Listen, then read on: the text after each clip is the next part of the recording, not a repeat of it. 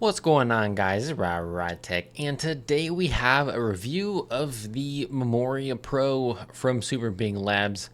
And ultimately, there's really just one question to ask. Out of all the pads that I've been trying lately, is it memorable enough? Let's get into it. Alright, so getting into the pad, obviously it has been Rengoku approved. It is a control pad. So the size comes in at 490 by 420 and it's 3.5 millimeters thick. The stitching is really good. It's not under the surface, but it's so low profile that, I mean, it might as well be.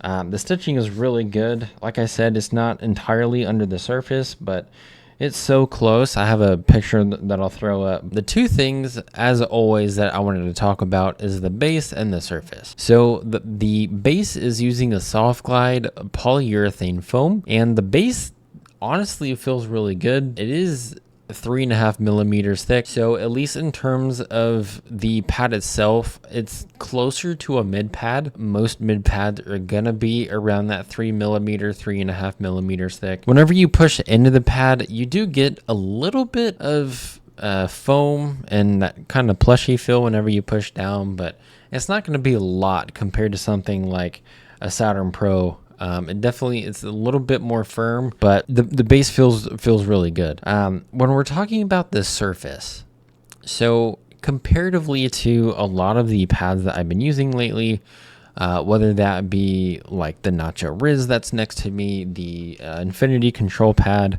that I tested a week or two ago, and even throwing in the Tenta X pad, at least in terms of the surface, the fabric has been barely different depending on the pads I've used. So at least in terms of the fabric and the feeling, the Tenta X control pad definitely had the Octo Grip, definitely had a lot more texture to the pad. I mean, comparatively to something like the Riz or the Infinity control pad, that has no texture whatsoever. Like, it's super smooth. This pad is kind of in between in a sense. I think a little bit closer to something like the Riz or the Infinity control pad.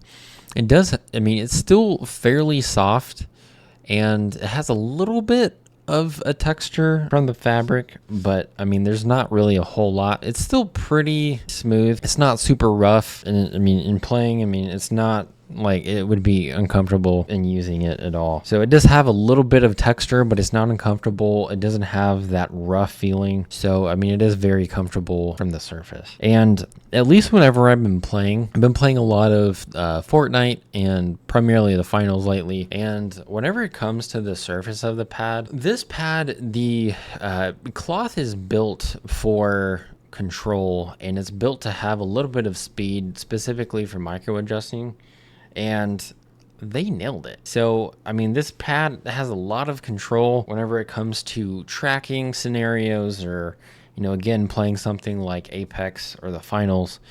And whenever it comes to micro adjusting, it has that little bit of speed that feels really good. All right, so again, overall, the pad is very good.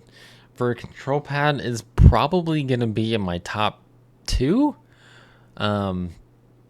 Honestly, there's been several pads that I try out and they're good.